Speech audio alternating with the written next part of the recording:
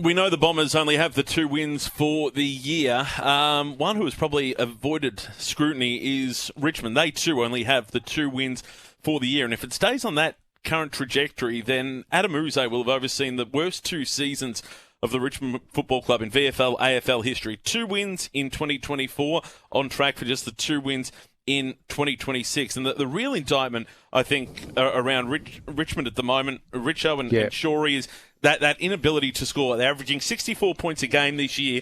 That's fewer than what the Gold Coast Suns scored in their inaugural season of 69.7 points per game. So I just think they're absolutely devoid of any confidence.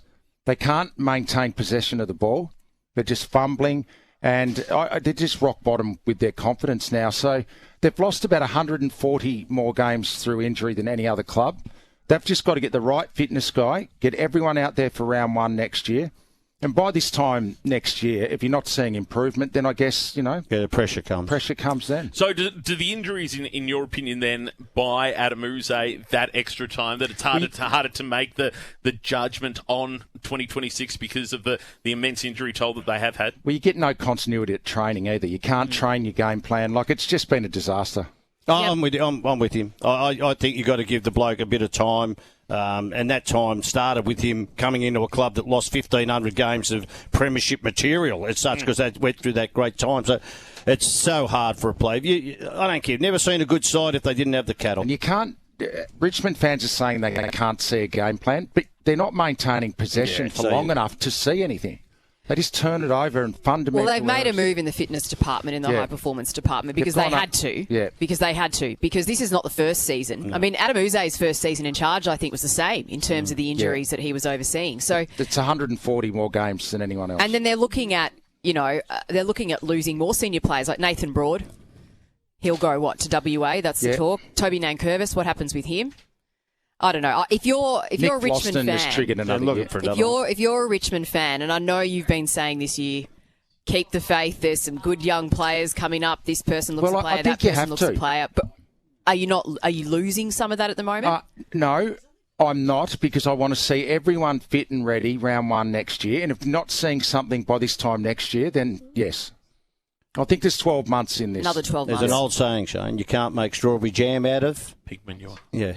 Thank you very much. I think it's hard to remember in recent years a greater fall from grace. This is a team that earlier in the season was a favourite for the flag. They have now slumped to a 9th straight loss. Now, moments emanating from yesterday's loss to Carlton show a team lost, lacking direction, lacking cohesion, even lacking respect for each other. This is a team that was meant to be cemented in its premiership window. Instead, now faces an exodus of stars, starting with Ben King and Bailey Humphrey. So where's it all gone wrong for the Gold Coast Suns? We'll throw it to you, 133693.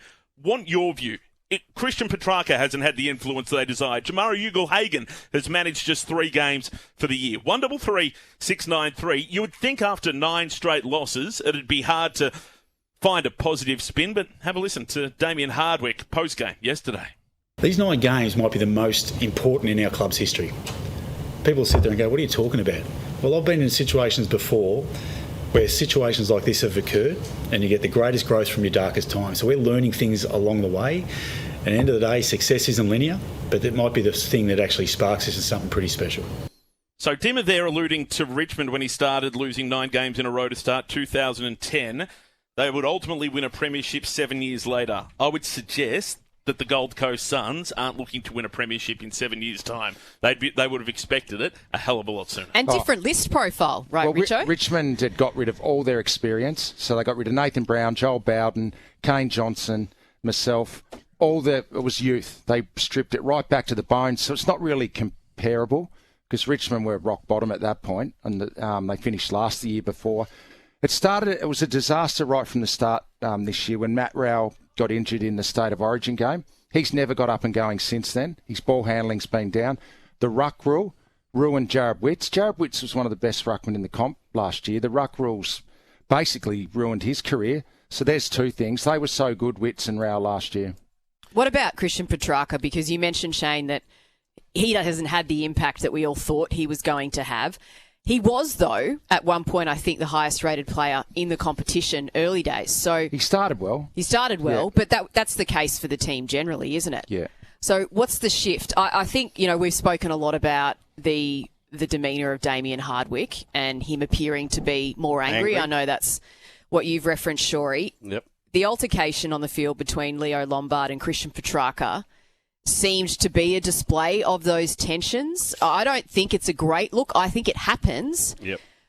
But it's just indicative of the tensions there at the moment. So that incident was when Leo Lombard was pinged for holding the ball. Yep. Christian Petrarca comes up and berates Leo Lombard, who was playing just his 19th game yesterday. Leo Lombard replies to Christian Petrarca to... off. Duck off, yep. Correct. Yep. Yeah. No one it said happens. Do you think bringing Petrarca in, sure, is it throwing their midfield out in any way? Who else has come in? Anybody else come in other than Petrarca? No, I don't think it's... Christian can play. It's just about, getting the balance of it. And maybe the frustrations are coming through. I've just gone through their team from yesterday. They are still other young. than Lewis, Patterson and Adensel, no, I'm going the other way. They have got players who have played a lot of senior football, and they should be better than what they've put out there. 2 weeks ago, they were the youngest team. Yeah, well, of the round. That's not yesterday they weren't, and let me tell you, they were up there. They've got players who on every line who are senior players, and it's just not working for them.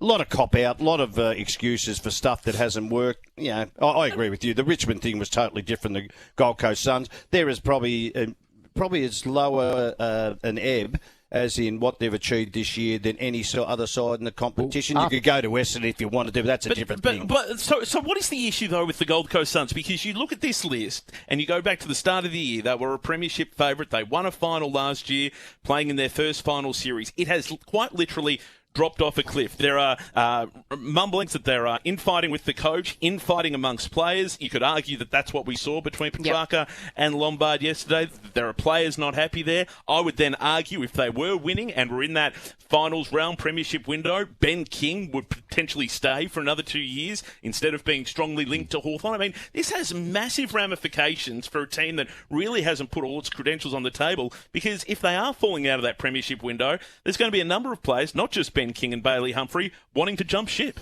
And the other thing is the 2 Darwin games in the middle of the year. Every year when they get back from Darwin, they fall away. Now, after Darwin this year, they played North Melbourne here and were 40 points up, and then they just stopped. They were cooked. I'll be very surprised if they play those 2 games in a row next year. I think it's cohesion and frustration. So when things are frustrating, it's hard to be collaborative. It's hard to be cohesive. And there's other vision that's floating around of a lot of them pointing at each other, behind the goals, sort of suggesting that the communication is a bit off, that they don't quite know what their roles are, what their structure is out there. They've definitely fallen away. I mean, 9 losses in a row is not what you would have expected of the team who, beat Freo last year, which is ridiculous. And if you compare the two, and I know they're very different, but if you compare the seasons that both of them are having, how much of it do you think, Richo, is down to Damien Hardwick, and how much is down to the players? We know Dimmer's got a plan that can work, and in round 1 when they played Geelong, they were scintillating. We walked away from that game that night and thought, wow, this team, is playing the right brand of footy, but for whatever reason, it's just, after Darwin, it's just fallen completely away. Now, I reckon there is, where there's smoke, there's fire, right? There's just too many rumblings. 133-693. The other issue, and you talk about players who may or may not be there next year. You mentioned Christian Petrarca came in. The other player that came in was Jamara Ugle-Hagan. Now, he was going for a restart with the Gold Coast Suns after not playing with the Western Bulldogs last year. He's played just 3 games. He had that incident with Mac Andrew in a cubicle at the State of Origin game, and everyone can draw their own conclusions or make their own hypothesis around that. But Craig Cameron appeared on 3AW Footy yesterday. He was asked about Jamara Ugle-Hagan. Here's what he had to say. Jamara Ugle-Hagan, because I gather he hasn't reached all the triggers in his current contract. Will he be offered another deal? So he hasn't reached the triggers, that's true. We'll wait till the end of the year to see where that sits for Jamara. Jamara's personal life would be... it's miles ahead of where he was this time last year. There's no doubt about that. I think what he's found out is that having 18 months out of football, not living the right lifestyle and not being in an environment that helps him be his best, makes it really difficult to step straight back into AFL footy. What do you make of those comments? I'm not going anywhere near it. I wouldn't give him another contract. No. I think he's had his time. He's shown that he can't discipline himself in a lot of ways, and he just said he said it's better than what he's been for 18 months, but it hasn't been good enough to make sure he's played football games. 3 games. So Do you think it was a good idea to get him? No. At the time, everyone was saying what a bargain it was. What an absolute steal for, a guy who was the number I one think the draft Gold pick. Coast. I think the Gold Coast situation is a lot better, a lot different than say him going to a Geelong, a Collingwood, a group that it's already set up, and the whole profile of those clubs is sensational about the culture. Gold Coast still haven't got a soul in a lot of ways. They haven't got a heart, and we know that they had success. Why would it just go? Why would it just give up? I wouldn't. So give are you blaming the club? Well, there's never been a sporting franchise really. Why doesn't it work? Well, it's a transient population, which is one thing. It's in it, and it's not just out of Melbourne going to Gold Coast and then 2 years back. The weather and training. The weather's sensational. I'm with you. I think it's. Why can't it be? No, but If 3AW want to start up a Gold Coast, I'd be there in a but it's a holiday city. It's holiday city. So As you reckon you're it a rumps off? professional. I reckon it's. So you're saying if you're not disciplined you've got to be enough better. Look. to live in a place like that. No, look, you're talking about Ugle-Hagan. Other blokes up there have had success. They've been good because they know it. Ugle-Hagan is a different cat and is a different example of not having the discipline to get it done at senior level. Why do the Western Bulldogs, who's got a great culture, why did they move him on? I agree. Because they couldn't control But it. he was the number 1 draft pick, and they're paying him nothing. Wasn't it worth a swing to see if he could... Well, the swing's over, I'm thinking. So, that's all I'm saying. Yeah. They had a swing. All right, go for it, but I reckon the swing's over. I think it's the fact that, and you can't really put it on Jamara Ugle-Hagan, he's only played 3 games for the year, but the fact that the drop has been so significant. It's not about him specifically. Correct, but is it different things? Is it Jamara Ugle-Hagan coming in, Christian Petrarca coming in? Is it Damien Hardwick having issues with his communication with the team? Because you don't just lose 9 games in a row with a list profile like they have without there being some machinations behind the scenes being problematic. Yeah, but we're just talking about one person. So Ugle-Hagan, right? What you do is you nip it. That's gone.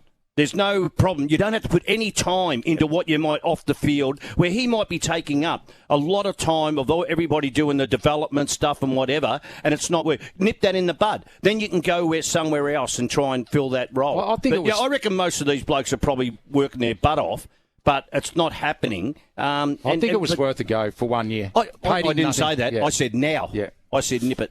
Righto. They also have Noah Anderson and Matt Rowell out of contract at the end of next year. As well, that's going to come up. That's always I know, but I mean, this is where you start. I think, given where they Matt are Rowell at, wanted to nearly come back last time. And this is where, though, if they're not in that premiership window, not contesting for top 6, top 4.